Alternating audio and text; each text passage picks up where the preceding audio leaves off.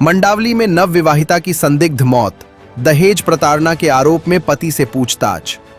पूर्वी दिल्ली के मंडावली इलाके में एक नव विवाहिता की संदिग्ध परिस्थितियों में मौत से इलाके में सनसनी फैल गई। वेस्ट विनोद नगर स्थित ससुराल में 35 वर्षीय गीता का शव कमरे में फंदे से लटका मिला। घटना की जानकारी मिलते ही पुलिस मौके पर पहुंची और शव को कब्जे में लेकर पोस्टमार्टम के लिए भेज दिया। शुरुआती जांच में मामला आत्महत्या का माना जा रहा है, लेकिन मृतका के परिजनों ने ससुराल पक्ष पर दहेज प्रताड़ना के गंभीर आरोप लगाए हैं। पुलिस के मुताबिक गीता की शादी अक्टूबर 2025 में राकेश धवन नामक युवक से हुई थी, जो प्रॉपर्टी कारोबार से जुड़ा बताया जा रहा है। परिजनों का आरोप है कि शादी के बाद से ही गीता को दहेज की मांग को लेकर मानसिक और शारीरिक रूप से परेशान किया जा रहा था। परिवार का कहना है कि लगातार हो रहे उत्पीड़न और दबाव के कारण गीता तनाव में रहने लगी थी और इसी प्रताड़ना से परेशान होकर उसने ये खौफनाक कदम उठा लिया। और राजी रहती थी, बस और कुछ बात भी नहीं करती थी वो लड़की। बस तो सुसाइड क्यों किया, क्या वजह है? सुसाइड जो कहता था, मैं वो सीधे फेरे डालता हूँ ना, मैं उल्टे फेरे भी डलवा दूंगा, उल्टे फेरे भी डलवा दूंगा। वीडियो बनाता था और कहते हैं फोटो खींचता था उसकी। क्यों? पूछो उनसे। और मेरे से कहता था तेरे तेरे लड़की के पास सोने नहीं देता था। नहीं। मंजू जी, क्या बात है? बहन का क्या नाम है? बहन का गीता। क्या हुआ? कल मेरे को फोन करा इसके घर वाले ने कि वहां पर फैसला करूंगा मैं चौड़े में। कल तक का टाइम नहीं दिया मेरे को, रात को इसको सुबेरे खत्म कर दे। सुबेरे मेरे को ये फोन करके क्या है कि ना इसको देखने आ जाओ। देखना इन्होंने फांसी लगा ली। मैं भगी चली आई। इन्होंने ये नहीं बताया कि वो मर चुकी है। क्या वजह कुछ नहीं है, ना लड़ाई ना झगड़े, कुछ भी नहीं था। ये यूं कहता था मैं रखूंगा, वो कहती थी मेरी बहन, ये यूं कहता मैं रखूंगा नहीं। बेटा मेरी बहन ने कभी ये नहीं की मैं रहूंगी नहीं, ये हमेशा छोड़ने की धमकी देता था। इसकी जो छोटी वाली भावज है ना, उससे लगा हुआ था। अभी बीमार हो गया था, उसने सारा काम करा, उससे किलसती थी। तो इसने वीडियो बनाई थी, मेरी बहन ने वो डिलीट मार दी। उसने डर की वजह से कि मेरे को मारेंगे पीटे, उसने वो वीडियो देख ली और फोन पे बात करना बंद कर दी। और फोन पे बात करना बंद कर दी उसने हमारे से। 4 दिन से मेरे पास फोन नहीं आ रहा था।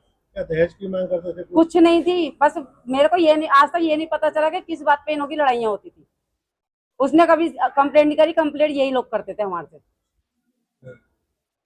मुझे क्या थी कंप्लेंट करते थे आप बहन की?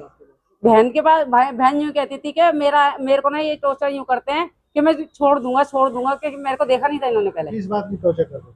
कि मैं रखूंगा नहीं, बस यही कहते थे, छोड़ दूंगा मैं। दहेज की डिमांड करते थे ये लोग? दहेज की करते थे ना। मेरे से इन्होंने मशीन खराब आ गई थी, मशीन की थी तो मशीन मांगी थी इन्होंने। नाम मेरा जी BR धवन है। अच्छा, ये तो बेटे का नाम है? बेटे का नाम है राकेश कुमार। और बहू का क्या नाम था? बहू का नाम था गीता। आपके ऊपर आरोप लग रहा है कि आप लोग दहेज मांगते थे, मार पिटाई करते थे। ऐसा जी कि ये तो उनके जो भी आरोप है बेबुनियाद है। और ये तो हम लड़की समझ के लाए थे इसको, हमारे पास सब कुछ है, किसी प्रकार की कमी नहीं है। पूरा इलाका जानता है यहाँ पे हमें, तो हम भगत जी के नाम से मुझे सब जानते हैं।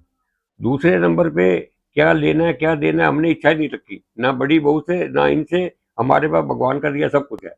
दूसरे नंबर पे ये जब इनके परिवार के हमारे यहाँ आते थे इसको समझाने के लिए, कई बार आए, वो पूरे एक सबूत मेरे पास है रिकॉर्डिंग का कि ये अपनी बहनों को, अपने भाई को ये कहती थी कि यहाँ आने की मेरे यहाँ जरूरत नहीं है।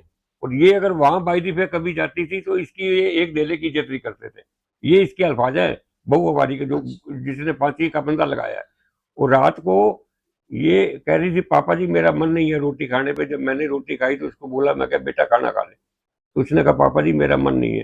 तो मैं कहा बेटे 4 नहीं तू 2 खा ले, 1 खा ले। कहने लगे नहीं पापा जी मन नहीं है। तो ये छत पे आ गई। तो मैंने इसको फोन किया, मैं कहा बेटा हमारा कहना भी तूने नहीं माना, क्या कोई और बात है तो बता। तो उसने कहा नहीं पापा जी मेरा मन नहीं है। तो मैं कहा नीचे आ दो। तो नीचे आके इसने 2 रोटी खाई। और रोटी खाने के बाद में मेरे बेटे को 6 दिन से बुखार है, उसके लीवर में थोड़ी पस पड़ गई है और पहले भी पड़ी थी। तो पहले इसका ऑपरेशन हुआ था ब्लीडिंग में। तो उसने कहा पापा जी मुझे घबराहट हो रही है, मैं आज नीचे सोऊंगा, मेरा AC ऊपर खराब है और पंखा भी खराब है। तो ये जो है लड़की कहने लगी नहीं आप ऊपर सो गए। तो मैंने कहा बेटा अगर ये नीचे सो रहा है, तुझे कोई परेशानी है तो तू भी नीचे ही सो जा, इसमें परेशानी वाली क्या बात है। ये कहने लगी नहीं पापा जी हम ऊपर ही सोएंगे, तो ये भी ऊपर सोएंगे। तो मैंने कहा ये जिद नहीं करते बेटा, अब पंखा खराब है, फ्रिज खराब, एसी खराब है, तो ये नीचे सो रहा है, इसको घबराहट हो रही है। तो इसने नीचे सोने से मना कर दिया, ठीक है पापा जी मैं ऊपर सो जाऊंगी, ये नीचे सो जाए। अब सवेरे जब मेरी मैडम ये सवेरे हमारे नीचे आ जाती है, सवेरे झाड़ू पोछा सफाई सफाई करने के लिए, चाय पानी पीने के लिए नीचे ही खाते पीते हैं। तो ये जब नीचे नहीं आई तो हमारी घरवाली कपड़े धोने के लिए फर्स्ट फ्लोर पे जाती है, तो ये ऊपर चली गई कि ये अभी तक लड़की क्यों नहीं आई नीचे, लेट हो गया टाइम। तो इसने हमारे लड़के को बोला, बड़े वाले को बुला के, कि ये बाहर का गेट बंद है, विंडो भी बंद है, शीशे में से मैंने देखा है कि ये ऐसे गर्दन तीखी करके खड़ी है। तो हमारा बेटा जब ऊपर पहुंचा तो इसने देखा ऊपर से कि भाई इसने गले में फंदा लगाया हुआ है, ये खड़ी नहीं है। टॉप स्टोरी ब्यूरो के लिए दिल्ली से रवि डालमिया की रिपोर्ट।